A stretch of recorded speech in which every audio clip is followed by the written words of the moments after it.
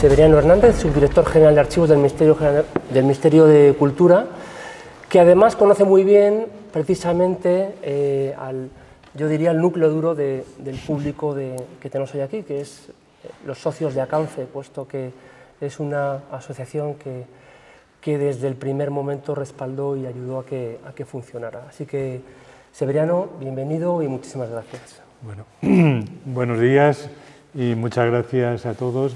Gracias a la organización por la invitación y, sobre todo, gracias por la respuesta a esta convocatoria que se ha hecho desde la Fundación Miguel Delibes. Para mí es un auténtico placer el estar con vosotros y me voy a permitir el tutearos porque al fin y al cabo soy uno más de vosotros y durante muchos años tuve, creo que desde el año, para ser correctos, porque la primera reunión que fue en Las Palmas precisamente fue una reunión de 5 compañeros, entre los que se encontraba pues Rosa, Gonzalo, creo, Pepe Payá, en fin, Ana Chaguaceda y alguien de Juan Ramón que no me acuerdo quién era, Paco. Bueno. Y a partir de aquella reunión tuvimos vamos a hacer un poco de historia porque estas cosas forman parte de la intrahistoria y yo creo que la única que queda de aquello es Ana Chaguaceda, con lo cual al fin y al cabo empiezas a hacer memoria histórica también de las jornadas y de la asociación. Bueno, aquello fue de lo más grato, tuvimos una reunión, yo me había incorporado en el año 90 a la Casa Museo Unamuno y fue mi primer disgusto a la Universidad de Salamanca y fue mi primer disgusto precisamente en la Casa Museo Unamuno cuando le dije a Ana, mira, esto no puede seguir así, vamos a abrir todos los edificios y tal y sobre todo vamos a subir al desván o a lo que en los pueblos se suele decir, vamos a subir al sobrado, donde estaba todavía lleno de palomina y había una caja llena todavía de documentos, de telegramas sobre todo. En fin, bueno, aquello, la verdad que tuvimos suerte y se montó un buen follón como consecuencia de un problema de un profesor que intervino en el asunto y bueno, fue un buen disgusto institucional, pero bueno, todo aquello redundó en beneficio de la Casa Museo Unamuno y también de la necesidad de que la contara con personalidad propia, porque al fin y al cabo, y esto sí quiero decirlo, a partir de aquel momento la casa empezó a tener más de 10.000 o 12.000 visitantes solo franceses, y eso me parece que es una de las cosas más importantes. Es verdad que los rectores, a pesar del pequeño conflicto que tuvimos, tanto el rector Femoso como después el rector Ignacio Verdugo, y lo menciono porque él sí que fue muy importante también para respaldar, y de hecho los estatutos se aprobaron en la Casa Museo Unamuno con la presencia del propio rector en la jornada que se aprobaron los estatutos y por tanto creo que es justo reconocerlo. Pero sobre todo es justo reconocer el esfuerzo que hicieron los compañeros, Ana, en fin, y sobre todo pues, en fin, el querido Gonzalo y el querido Pepe Payá, sin menoscabo de los demás. Por tanto, es una institución, ACANFE, que yo me congratulo mucho del desarrollo que ha tenido y sobre todo que hay que felicitar a todos y a cada uno de vosotros, o sea, tanto a los padres fundadores y a las madres, como a los que después habéis seguido la estela, es decir, Tortajada, en fin, esto ha ido evolucionando mucho y se agradece. Bueno, por tanto, no estamos hablando de una institución que nace ahora, como bien se ha recordado por parte de Victoria, esto empezó a funcionar de alguna manera orgánicamente en el año 93 y yo creo que estuve vinculado a ella hasta el año 2008, o sea que por tanto sigue seguido el recorrido durante los primeros tiempos. Como muy bien se ha recordado antes, y a mí hay una cosa que me gusta especialmente que esto se llama Jornadas de Archivos y Legados Literarios y esto son fundaciones y asociaciones de escritores, que eso me parece esto no son museos exclusivamente, porque muchas de las fundaciones tienen patrimonio documental, patrimonio bibliográfico y también patrimonio museístico, pero tienen las tres cosas y por tanto circunscribir esto a museos de escritores pues me parece que es restar a la potencialidad que tiene todo esto. Bueno, uno de los problemas que como aquí se ha puesto de manifiesto que tiene todo esto es que, además yo que llevo tantos años ya, creo que más de 35, metido en este charco del patrimonio documental, y esto tengo que decirle a Elisa, que efectivamente hay formación en esta materia, tanto en materia de bibliotecas como en materia de archivos, desde el año 54. Pues, por ejemplo, creo que Blanca Calvo, por ejemplo, fue compañera en la Escuela de la Biblioteca Nacional, que era un título que daba el Ministerio de Educación. Lo que pasa es que, bueno, cuando se liquida la escuela en el año 85 y pasa a Cultura, pues no se reconoció los títulos oficiales, que en cambio en Cataluña sí se le reconoció a la escuela de igual carácter que llevaba la Escuela de Bibliotecarias que llevaba la Diputación de Barcelona, pero sí había estudios, pero efectivamente eran estudios de posgraduado, lo cual no quiere decir que tener el título sea, pero sí es importante, es decir, sí hay una tradición de formación desde mediados de los años 50, yo creo que cuando España empezó a salir un poco a Europa, y también esto hay que resaltarlo porque Valladolid fue un núcleo fundamental.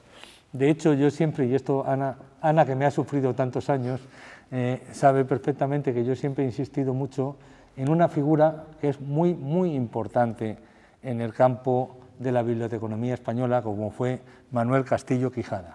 ¿Y quién fue Manuel Castillo Quijada? Pues bueno, Manuel Castillo Quijada fue la primera persona que tradujo en el siglo XIX la primera clasificación universal que se hizo en Bruselas con motivo del primer Congreso de Documentación.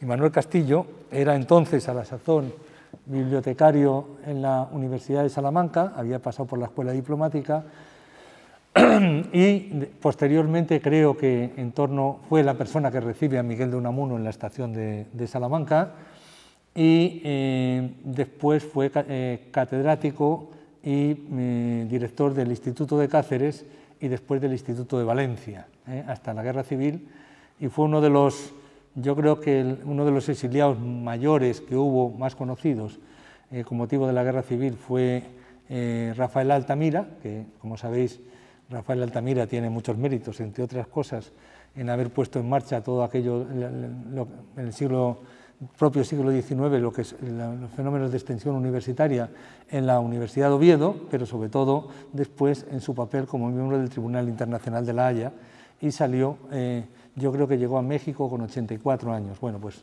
después este pedagogo, que es muy importante, que fue Manuel Castillo Quijada, sobre todo porque su hijo, después uno de sus hijos continuó la labor como pedagogo y como director del Colegio Luis Vives de México, y es una institución que yo creo que merecería más atención por parte de los historiadores de la educación, y no miro para nadie, Bueno, como tenemos aquí a un personaje como Agustín Escolano, pues me parece que hay que agradecer también su presencia aquí.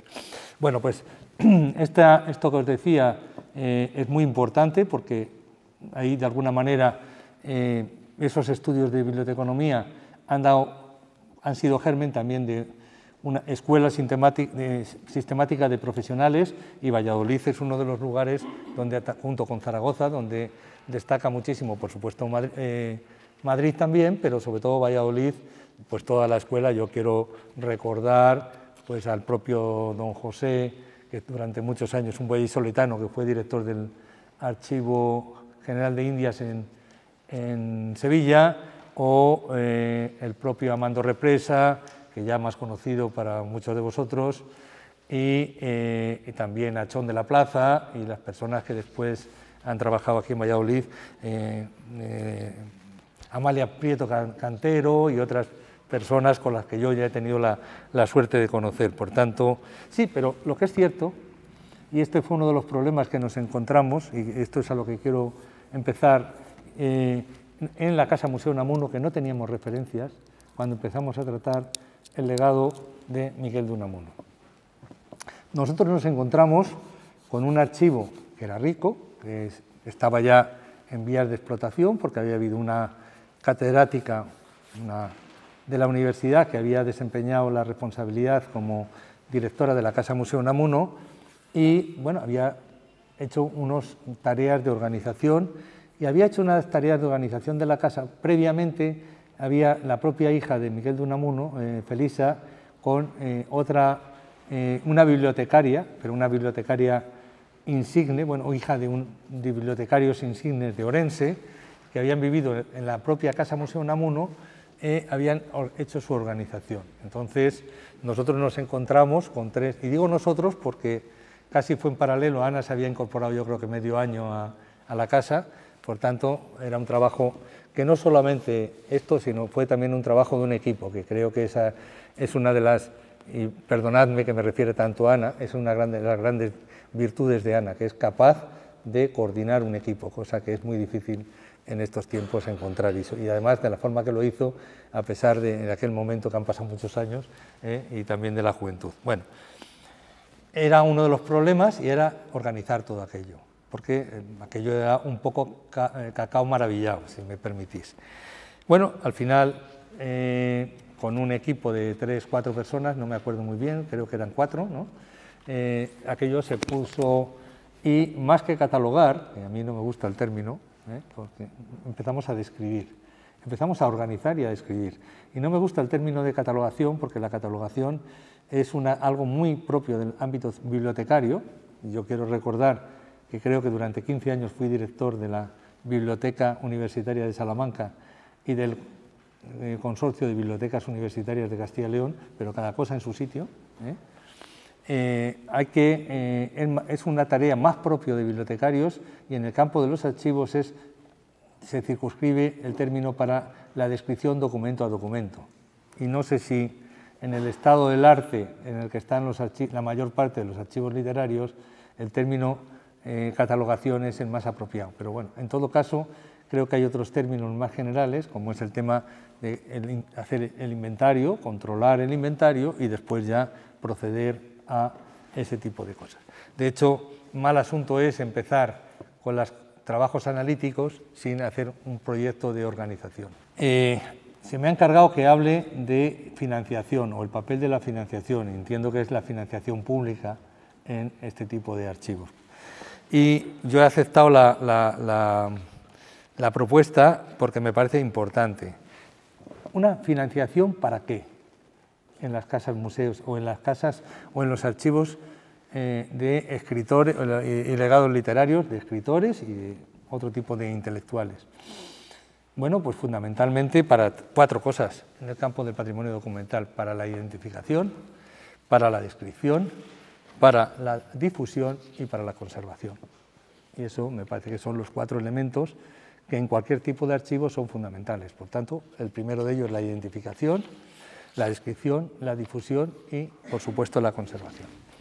En el tema de la identificación, que es un asunto que a veces Elisa lo ha tocado así dice, bueno, mi hermana leía mejor las cartas o entendía mejor la letra, y bueno, es normal, quiero decir, evidentemente es un trabajo previo que hay que entender. Por ejemplo, yo recuerdo, y ahora me sigue pasando, porque nosotros ahora me voy a referir a ello, me sigue pasando con este tipo de archivos, que mis colegas están más acostumbrados a la documentación de las administraciones públicas, y sin embargo los archivos de los legados de escritores y los archivos de esta naturaleza tienen su propia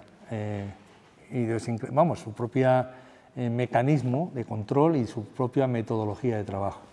Entonces, identificación, pues por ejemplo, una de las cosas que suele pasar es que nos encontramos que un señor llega, deja una carta o deja una tarjeta de visita o deja no sé qué, y entonces, por una parte, separamos las cosas. Bueno, hay una cosa que es fundamental, que es identificar cómo es el proceso de producción y cómo es el proceso de organización del archivo. Mirad, ahora, y quiero informaros, porque no me lo voy a callar, estamos trabajando algo que yo venía siguiéndole en la pista, creo que desde el año 2000, bueno, que era la última parte del legado de Joaquín Costa. Yo sabía que el legado de Joaquín Costa era muy importante. El legado de Joaquín Costa se había comprado parte por el Estado y se había cedido un subdirector general, un antecesor mío, había comprado, y como su familia era de Graus, pues lo había cedido al Archivo Histórico Provincial de Huesca. En Huesca la directora había hecho un trabajo excepcional con el legado pero se fueron incorporando otros dos legados. Uno que procedía también del Estado, que fue una confiscación de bienes que se hizo en Escalonilla a la viuda de Tomás Costa, el hermano de Joaquín Costa, y otro que tenía otros familiares. Pero yo sabía que había otro legado. Entonces empezamos a negociar en el 2009 o 2010, y bueno, en aquel momento me pidieron pues, algo así como 1,5 millones de euros por el legado. Bueno, al final lo acabamos comprando, y el legado lo acabamos comprando por 450.000 euros. El legado tiene una colección espectacular de cartas, por ejemplo, de la condesa Pardo Bazán, de su gatito, de Pere Galdós, de Tomás Bretón. Es decir, la correspondencia es impresionante lo que tiene. Y sobre todo que va a completar muchos de vuestros legados, sobre todo los que son de finales del XIX, vamos, lo que es principios del siglo XX y finales del XIX, sobre todo principios, lo que son generación del 98, algún regeneracionista y sobre todo las personas de la generación del 20, inclusive del 27. Por tanto, ahí, bueno, eso lo hemos comprado, lo estamos tratando y se lo vamos a mandar al Archivo Histórico Provincial de Huesca, pero lo estamos describiendo y lo vamos a digitalizar y lo vamos a difundir a través de pares. Por tanto, pero sí os anticipo que son 300 o 400 cartas con Juan Ramón, con Valle Inclán. Bueno, es impresionante, porque es lógico, porque como pasaba con Unamuno, como pasaba con Valle Inclán, como pasaba con este tipo de personajes, eran personajes, como Ortega y Gasset, que aglutinaban a montones de intelectuales y en torno a ellos. Por tanto, pero ¿qué es lo primero que hay que hacer? Lo primero es identificarlo. Y segunda cuestión es que nos encontramos el mismo problema que tenéis todos vosotros, que es cómo está organizado ese legado. Por una parte, es lo que los propios autores han hecho, pero después los que han venido detrás. Y el que ha venido detrás, cada uno hemos metido nuestra gotita en la organización o en lo que hemos llamado, no, esto lo vamos a reorganizar y lo vamos a quedar estupendamente. Bueno, en estos casos, y esto hay que tenerlo muy claro, hay que identificar, pero hay que mantener las cosas tal como las recibimos. Y hay que describir tal como se reciben. Y hay que romperse la cabeza de tal manera que se hagan las referencias cruzadas para identificar adecuadamente las cosas. Bueno, yo os voy a contar alguna experiencia que he tenido, supongo que Ana me va a perdonar. Yo creo que ella va a recordar que alguna vez hemos tenido que estar, yo creo que hasta las 2:30 de la mañana para comprar un libro, precisamente de la persona que financió el libro que estaba dedicado, de la persona que financió el viaje de Soriano y de Unamuno, o la salida de Fuerteventura y la escapada de la isla. Lo localizamos y yo creo que eran las 2, nos metimos a las 9 de la tarde y había que echar mucho incienso al tema, pero al final conseguimos comprarlo y yo creo que fue barato, ¿no, Ana? Bueno, este es otro de los temas, hay que identificar bien las piezas y saber dónde está. Y ahí sí creo que es muy importante el papel de las administraciones públicas, tanto de las comunidades autónomas como del propio Estado. Yo, por razones obvias, os puedo decir que determinadas cosas que han salido al mercado de Miguel de Unamuno las ha comprado el Estado, entre otras cosas, porque el titular del fondo sigue siendo el Estado, está cedido en depósito en la universidad, y obviamente, y lo mismo pasa con el resto de administraciones públicas.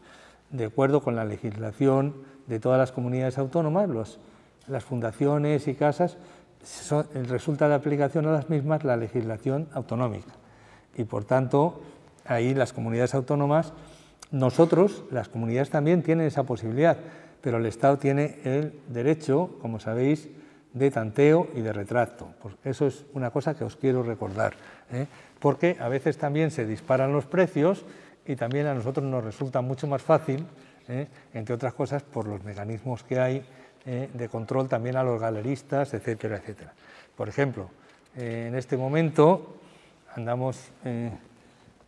vamos a comprar, espero, un archivo por el que nos pidieron 32 millones de euros y, evidentemente, no puede valer más de 5, por ejemplo.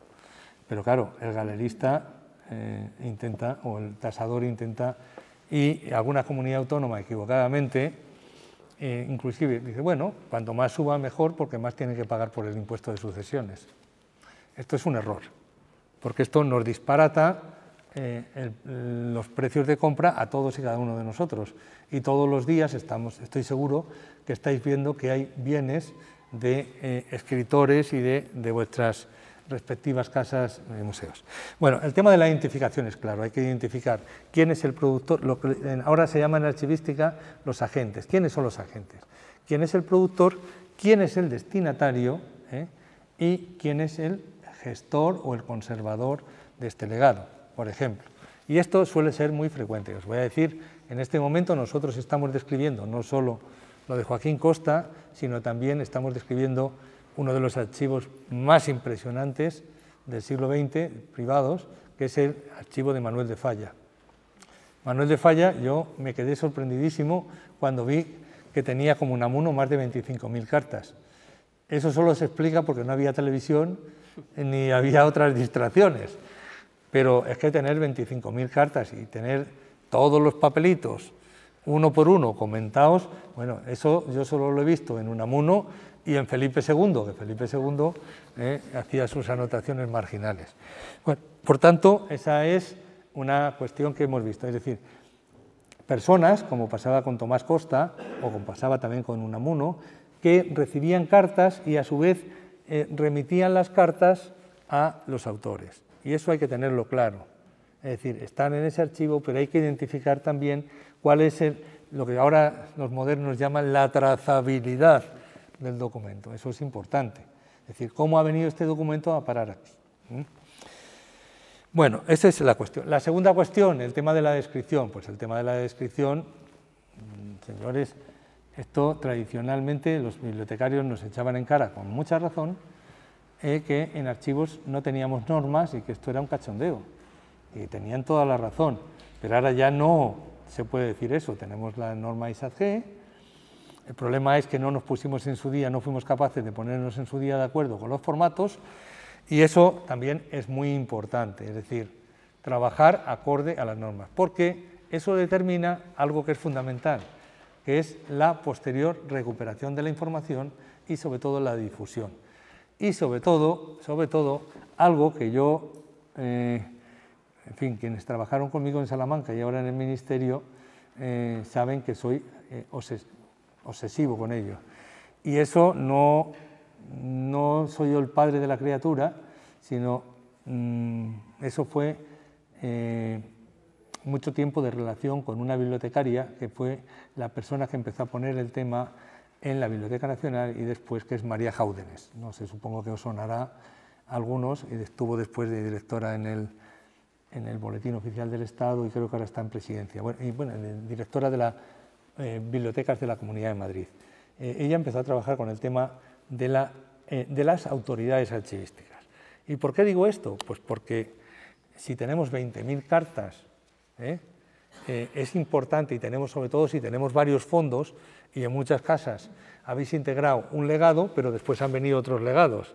Es fundamental e importante que a través de ese asunto desconcentrar, porque si tenemos que discriminar entre 20.000 cartas, o no entre 20.000, entre 80 cartas, quiénes son los de cada quien, es muy importante jugar con las autoridades que te dicen, tengo 25 del legado A, 44 del legado B y 35, bueno, esto en bibliotecas, yo estoy muy contento porque la Biblioteca Nacional nos ha pedido a los archivos, nosotros que somos los parientes pobres, en nuestras autoridades archivísticas como referencia. Y creo que eso es importante y creo que es muy importante. Es muy importante por muchas razones. O sea, yo creo que esto es otro de los elementos que también es importante, es planificar la descripción conforme a la norma, pero también conforme a la información de contexto. Y esa información de contexto son las normas archivísticas, la ISARGE, la ISAAR, perdón, y la ISDAIA, que es la que informa también sobre los centros. Y por tanto, esas son las referencias básicas y fundamentales. Nosotros, en los archivos estatales, conocedores de la problemática que tenía, o del, si me permitís, y entre colegas creo que esto no, del carajal que teníamos en el sistema de información. Bueno, yo me acuerdo cuando el Ministerio de Cultura puso en marcha el sistema anterior a PARES, que no me acuerdo cómo se llamaba. Bueno, pues yo le eché un vistazo 2 días, yo no sé si estaban conmigo o, en fin, quién éramos. Desde luego sí me acuerdo de 2 de los compañeros. Me acuerdo que estaba José, uno que está ahora, un compañero que está trabajando en el archivo del Parlamento Europeo en Bruselas, Javier y Pilar Cabreros, que quizás algunos conozcáis, y me acuerdo que estuvimos viendo aquello, digo, mira, esto no merece la pena ni perder 2 minutos. Cuando llegué al Ministerio en el 2008, yo venía trabajando con el sistema, un sistema que le habíamos comprado a los norteamericanos, tanto en la biblioteca como habíamos incorporado también un repositorio para el propio sistema de investigación, etcétera, etcétera. Bueno, yo una de las cosas, cuando llegué a PARES, le dije a los compañeros, voy a pensarme, y estuve 6 meses que no hice nada más que estudiar el sistema. Pero me di cuenta que era increíblemente bueno y con increíbles posibilidades. Que el problema es que aquello era una especie de diamante en bruto que había que empezar a trabajar. Entre otras cosas, algo que muchos de vosotros habéis empezado. Lo primero que empezamos a construir era un microtesauro, un pequeño tesauro, y a tesaurizar las cosas. Bueno, es decir, aplicar determinadas herramientas comunes del ámbito de la documentación. Bueno, esa parte era fundamental. Por tanto, hay que invertir en sistemas de información, pero en sistemas de información que permitan llegar a, si me permitís la palabra, a los clientes, a los investigadores. Porque de nada sirve tener un sistema fantástico si eso no se puede consultar. Y por tanto, además, había una tradición antigua que era lo valioso no lo describo para que no sepan que lo tengo aquí guardado. Y como no lo tengo, entonces, ¿qué es lo que pasaba? Pues lo que le pasó a los compañeros de La Laguna o de la Catedral de La Laguna, que tenían la bula fundacional de la diócesis en un sagrario. ¿Y qué es lo que le pasó? Que cuando abrieron el sagrario, lo que se encontraron era polvo. Entonces, este es otro elemento fundamental, es decir, el tener adecuadas condiciones de conservación. Y bueno, yo creo que esto, pues es lo del 22, 21, 22, 60% de humedad, esto más o menos es general. Y luego el tema de la difusión yo creo que ahora no la podemos concebir si no es a través de sistemas web, y sistemas que funcionan por la web, y ahí, en fin, yo no quiero pronunciarme por nada, pero evidentemente es fundamental también tener en cuenta que en archivos esto no son bibliotecas y por tanto la información de los archivos tiene un pequeño problema, y es que no es información plana, como pasa con los libros o como la información, los registros bibliográficos. Aquí es fundamental la estructura jerárquica, cómo se organiza el archivo, es decir, cuáles son las series y los distintos elementos hasta que llegamos a la última carta. Pero en los archivos de escritores, además, hay otro elemento que es fundamental, que es cruzar la información. Por ejemplo, es frecuentísimo en una de las partes esenciales que forma parte de los archivos, que no de las bibliotecas, que es la correspondencia, porque hasta donde yo sepa, está claro que es patrimonio documental, no patrimonio bibliográfico. Lo que pasa es que la correspondencia tiene un gran interés, claro que tiene un gran interés para hacer los trabajos de investigación, sea del campo de la pedagogía, o sea del campo de la literatura, o sea del campo de la filosofía. Por supuesto que sí, pero está clarísimo y además la forma de organizarla es muy sencilla, no es por aquí lo que recibo y por aquí lo que mando, no, es a una carta inmediatamente la contestación y así sucesivamente, para saber hacer el contenido. Bueno, todo esto es importante y por tanto es importante también tener en cuenta esa estructura jerárquica que tiene la información del archivo, pero es frecuentísimo decir, bueno, ahora organizo las cartas en función de los corresponsales, pero ahora tengo aquí un paquete de cartas que por razones diferentes están organizadas de otra manera. Bueno, pues si el autor o el dueño el propietario del legado lo tenía organizado así, hay que mantenerlo y hay que romperse la cabeza para ver cómo hacemos las referencias cruzadas y mantenemos esa organización, aunque nos parezca disparatada.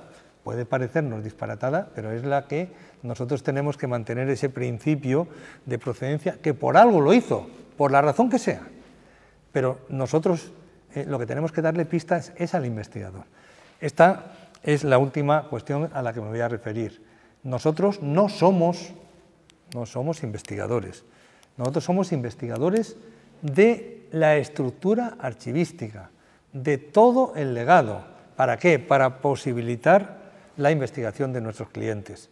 Es decir, Agustín sabe, y me refiero a Agustín porque fue profesor en la universidad en la que yo me he criado, que mi antecesora en el cargo era conocida precisamente porque no se podía investigar, porque esto lo estoy investigando yo.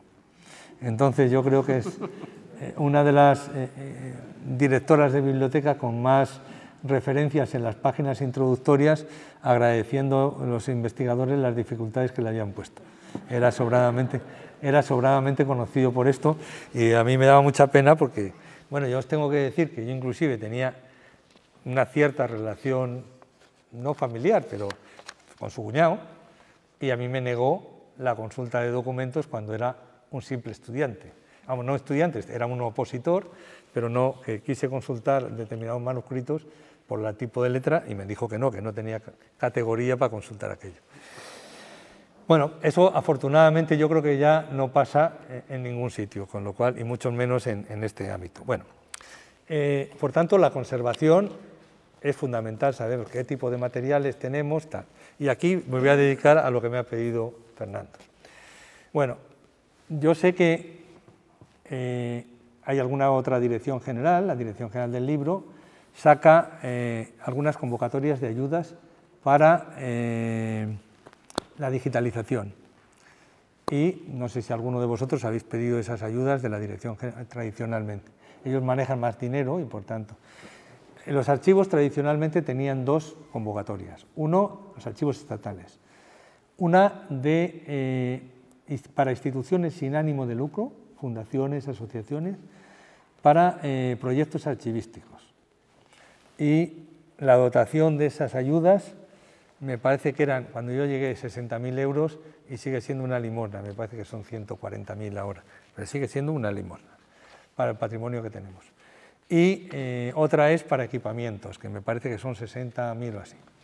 Vosotros pensad que en este país se da la paradoja que dos de los premios Nobel que tenemos no tienen protegidos sus legados documentales. Y esto yo sistemáticamente lo he repetido a los responsables políticos del Ministerio. Como llevo ya una temporadita y lo que se dice en política estoy amortizado, pues me da igual. Pero es absolutamente increíble que el legado de Juan Ramón Jiménez, que se conserva en el Archivo Histórico Nacional y en la casa en Palos, y el legado de Vicente Aleixandre, que está en manos privadas, no tengan la condición de bien de interés cultural. Como pasa con otros tantos legados, por ejemplo, el legado de Delibes. Yo, de Miguel Delibes, no conozco mucho. Lo que más conozco es su etapa de profesor de la Escuela de Comercio, que creo que empezó por ahí, Bueno, por supuesto, conozco la obra literaria de Miguel Delibes y a Fernando le he hecho una proposición deshonesta que no sé si la aceptará o no, pero que me hubiera gustado hace años y creo que todavía estamos a tiempo de retomarla. ¿Qué es lo que hemos hecho? Pues conscientes también de las necesidades que tenéis, porque las instituciones, yo me acuerdo a Gonzalo Rey, me parece, y a Pepe Payá, que eran Caixa Galicia y la Caja del Mediterráneo, que eran dos potentados en los archivos de las casas museos y tal. Y entonces, bueno, Ana decía, bueno, y yo le decía, coño, estos tienen un poderío aquí. Bueno, pero no todas las casas. Bueno, fijaros cómo está el legado literario de Rafael Alberti. Fijaros cómo está el legado literario de quien fue uno de los guionistas de Hollywood, que fue Blasco Ibáñez, como bien sabéis. Es decir, yo creo que son situaciones que son muy fuertes. Entonces, una de las cuestiones que yo creo que ya en alguna ocasión os he dicho, para eso están también las ayudas del Estado y deben estar las ayudas del Estado. Y por ese motivo yo me tiré a la piscina este año con una convocatoria, no con esta ordinaria, sino con una convocatoria especial, que yo creí que ibais a pedir todos. Pero me he encontrado que ha habido 3 instituciones que han pedido. Uno, los de Valladolid, de la Fundación del IBEX, que creo que la han pedido. Otro, la Fundación PLA, Josep Pla, y otra que no me acuerdo, tú dices que tú también, que es Uxío Nogueira. Sí, bueno, entonces, con independencia del resultado, efectivamente, con independencia del resultado de las ayudas, pues hombre, ¿qué es lo que hemos hecho? Pues mirad, lo que hemos hecho es, en una convocatoria abierta, se han hecho 3 líneas de ayudas. Una que, por valor de 500.000 euros, que era dedicada a proyectos archivísticos. Otra dedicada a equipamientos e infraestructuras. Y otra de 100.000 euros, más pequeñita, dedicada a planes de formación y de difusión. Bueno, yo supongo que se os ha pasado, lo único que ya agua pasada no mueve molino, lo único que os animo a que lo pidáis en la siguiente convocatoria, son 750.000 euros, y es dentro de lo que cabe en este ámbito, es dinero. Por tanto, porque además yo no creo que a determinadas instituciones, aunque tengan, pero siempre hace falta, en los archivos siempre hay necesidades, o bien de conservación, o bien un escáner, o bien un tal, o bien no sé cuál. Bueno, que sepáis con independencia del asunto. Yo creo que esto es muy importante, pero lo más importante de todo, y esto, que estamos abiertos a vuestras consultas, a vuestras peticiones y a vuestra ayuda. Inclusive, y aquí como aquí el amigo de Uxío sabe, inclusive estamos siempre al quite de lo que puede salir en el mercado y otros no compran.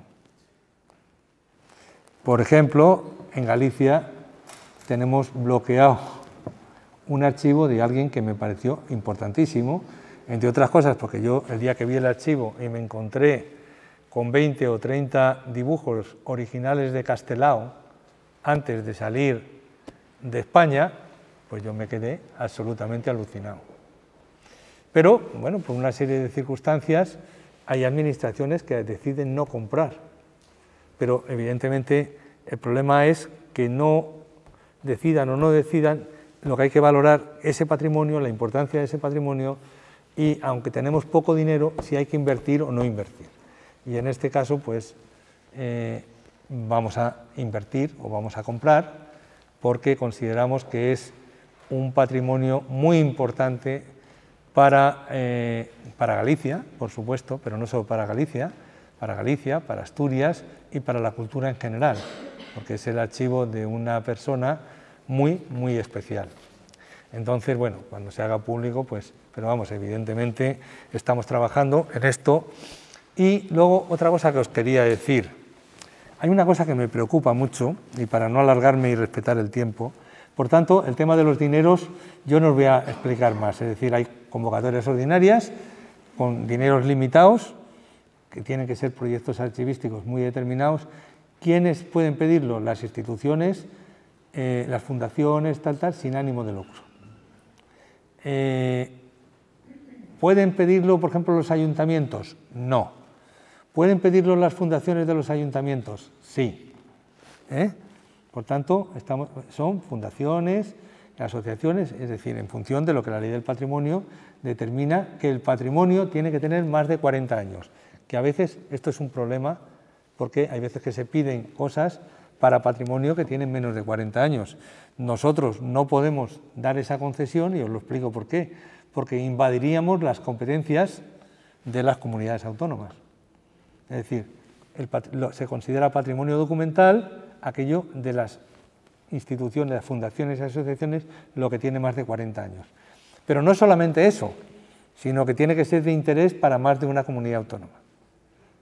Y eso lo procuramos llevar a rajatabla porque, si no, esto es un conflicto con una comunidad autónoma que queremos evitar.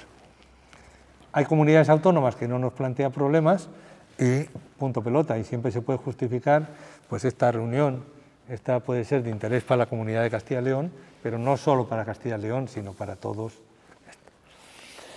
Bueno, esa es una cuestión. La segunda cuestión que también yo os animo es, nosotros tenemos una línea de exposiciones importantes. No solo vamos incorporando archivos, pues por ejemplo, de escritores, de tal, no sé qué, sino también de otros elementos de la cultura que estaban en los archivos y estaban arrinconados, pues pues qué sé yo, Zamacois, en fin, cantidad de gente de segundo nivel o de tercer nivel que eran muy importantes. Me acuerdo ahora mismo de un archivo que recuperamos en colaboración con la Cátedra de Exilios de la UNED y la Fundación Pablo Iglesias, y lo importante es que esté en el Ministerio. No, mire, no. Lo importante no es que esté en el Ministerio o que lo tengamos en el Ministerio, lo importante es que esté en el territorio nacional, en una institución que garantice su conservación. Y yo os digo, desde que llevo 14 años de su director, y nunca me he guiado ni por los temas políticos, entre otras cosas porque soy lo suficientemente díscolo como para pasar un poco de lo que es el control político, porque es que me parece que el control político y la cultura se llevan regular. Por tanto, creo que hay que ser muy respetuosos con los políticos, pero también hay que decir las cosas, eso que dice el refrán ese castellano, de una vez colorado mejor que ciento amarillo. Es decir, bueno, pues si tengo un conflicto, que lo tenga, pero desde el principio, y vamos a plantearlo desde el principio. Por tanto, esa es otra cuestión en la que os podemos ayudar, tanto con el patrimonio que tiene el Estado, como con algunas exposiciones que organicéis que sean de interés, que no trascienda estrictamente lo local. Yo confieso que tengo, por ejemplo, tengo una deuda con Tortajada, y es que hace mucho tiempo que le prometí que iba a conocer la Fundación Massauf, entre otras razones porque para mí ha sido un autor muy importante, y Elena ha sido muy importante porque ella hizo un trabajo en México de grabación de los exiliados impresionante con Enriqueta Tuñón y con la hija de Ruiz Funes, con Manolita. Bueno, en el archivo de Massauf hay una referencia de Massauf a alguien muy próximo, a quien yo conocí mucho y a quien yo quise mucho, que era una persona que la expulsaron del cuerpo facultativo, una de las dos primeras mujeres que fue gobernadora civil en España, que fue gobernadora civil de Cuenca. Y el hijo es muy amigo, y yo creo que nació, a los 7 días fue a la cárcel, en Alicante, y después se pasó no sé cuántos años en la isla esa que hay enfrente de Alicante, allí deportado, y entonces, bueno, hay unas cartas ahí de de Massau, con un hermano de ella increíble, que tengo muchísimas ganas de conocer el Fondo Massau. Pero bueno, esto es una cuestión que es importante. Por tanto, lo que sí quiero deciros es que nuestras herramientas están a vuestra disposición. Como está a vuestra disposición también el tema de la garantía de seguridad.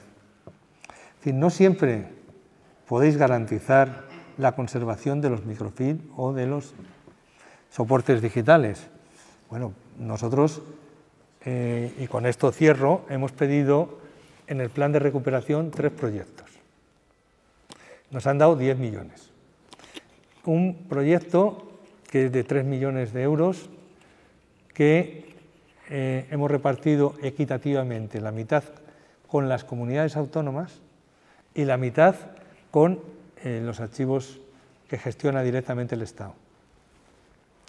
¿Por qué con las comunidades autónomas? Porque los archivos provinciales, históricos provinciales, son archivos de titularidad estatal y por tanto la documentación es de titular y responsabilidad no solo de las comunidades que gestionan, sino en última instancia del Ministerio. De hecho, a mí las obras de los archivos provinciales me dan más trabajo que las obras de los archivos estatales, que también me dan mucho, pero bueno.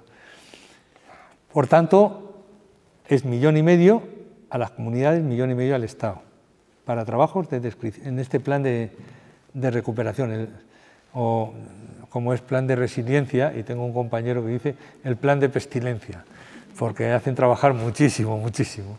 Entonces, bueno, que sepáis que eso, por tanto, esos son fondos para archivos estatales. Hemos derivado otra cantidad para convertir el centro de microfilm de la Subdirección de Archivos Estatales en un centro de transformación digital y de preservación digital. Es el antiguo SRD, que en algunos casos no es conocido. Por ejemplo, ahí se conservan pues, el archivo fotografiado, todo el archivo de los colegios irlandeses, que después se llevaron a Gelbui en el año 59 o 62, o bueno, por ahí, o el archivo ese tan impenetrable del obispado de Burgo de Osma, que creo que costaba mucho entrar, ¿no? Creo que le costaba mucho entrar a los investigadores. Ahora no tanto, ¿no? Ahora hasta le damos ayudas del Estado, o sea que imagínate. Bueno, entonces esa es la segunda cuestión. Por tanto, y fundamentalmente que sepáis que nosotros eso lo tenemos, pero lo tenemos no se usa, únicamente para conservación, para garantía de un depósito tanto de microfilm como de digital de los centros que tienen, pues lo normal es hacer 3 copias, que el centro tenga una, que tenga otra de uso, en digital, por ejemplo, en formato con pérdida, con PDFs o JPs, yo ahí no, y en TIFF, que es el... Pero claro, mover imágenes TIFF sabéis que pesan muchísimo y es tremendo. Bueno, pues nosotros lo que guardamos es TIFF en ese archivo de seguridad, entonces eso está abierto, por supuesto. ¿Cómo se hace eso? Con un convenio de colaboración con las instituciones. Que sepáis que eso está ahí. En algún caso, por ejemplo, hemos llegado o vamos a intervenir judicialmente con algún archivo que no está en condiciones y la comunidad autónoma no ha garantizado su conservación.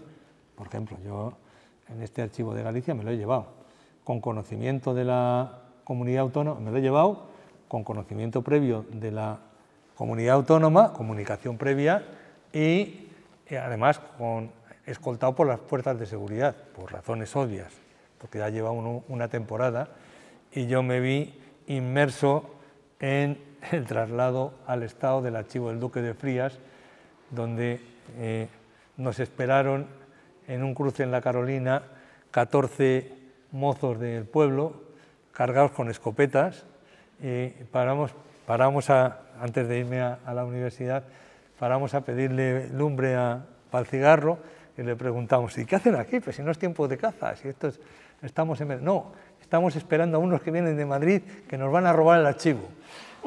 Entonces el compañero que iba conmigo, Enrique Borruel, y yo dimos la vuelta y llamamos a Javier Solana y le dijimos, Javier, date media vuelta, ministro, que te pegan un perdigonazo. Bueno, este tipo de cosas, nadie se preocupa por los archivos, pero en el momento que alguien toca el archivo, ya tenemos ese conflicto. ¿Esto qué es? Yo creo que eso es...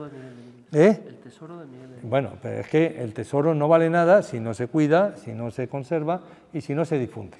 Y bueno, y solo quiero hacer la última referencia.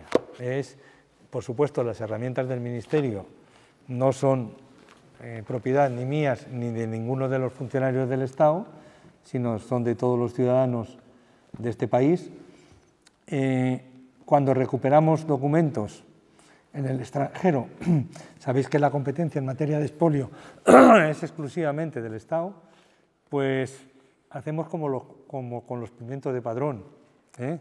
Unos los devolvemos y otros no. ¿Cuándo los devolvemos? Cuando hemos comprobado que tienen condiciones adecuadas de seguridad, etcétera, etcétera, etcétera. Y tienen profesionales. ¿Y cuándo no los devolvemos? Cuando aquello es el corral de la Pacheca. Os voy a poner un ejemplo.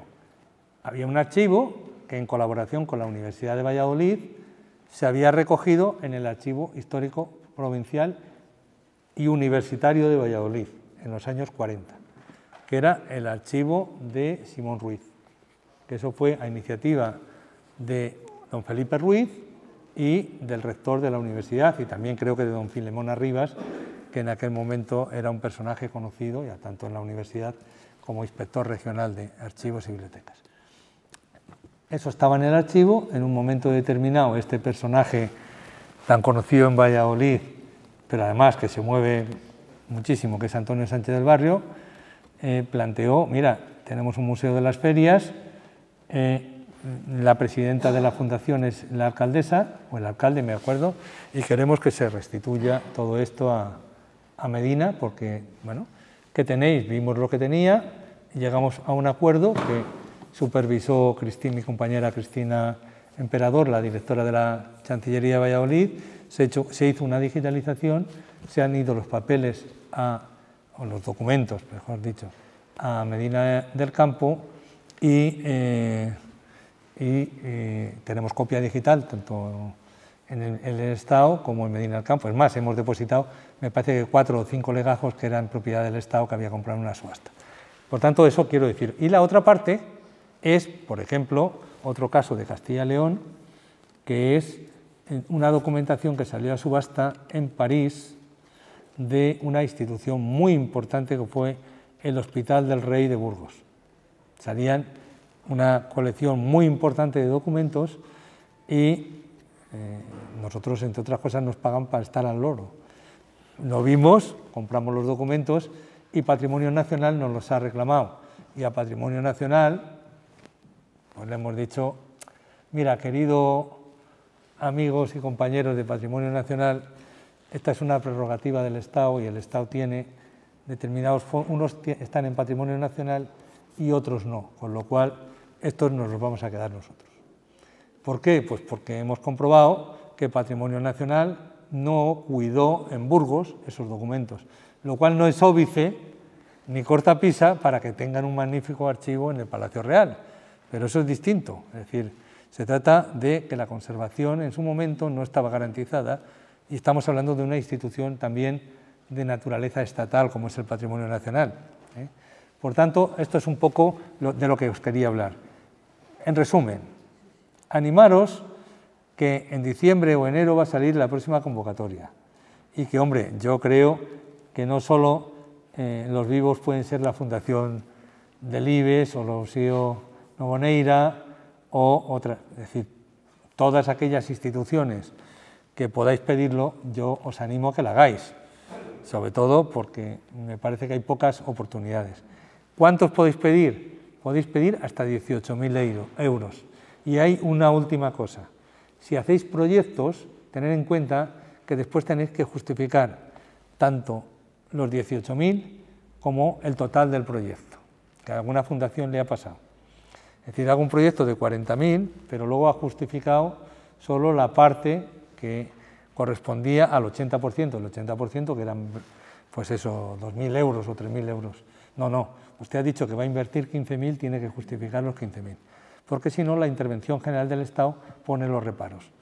Eso es un poco, y lo demás, pues oye, que sepáis que estamos abiertos a todo, y yo siempre que puedo procuro visitar las casas. Por ejemplo, aprovecho también que Victoria está aquí para decirle que en menos de un mes voy a visitar la casa, que ya tuve el placer de conocer con Rosa hace muchos años, pero que cuando voy a los sitios, pues hace poco he estado en Padrón y me hubiera gustado haber visitado la casa de Rosalía, pero bueno, que estamos a vuestra disposición y sobre todo animaros a seguir para adelante, que el trabajo que estáis haciendo es espectacular y es un patrimonio que de otra manera, y bien sabéis, se pierde, y eso es tremendo y se descontextualiza, y eso a veces es peor todavía que se pierda. Pues nada, muchas gracias y nada más.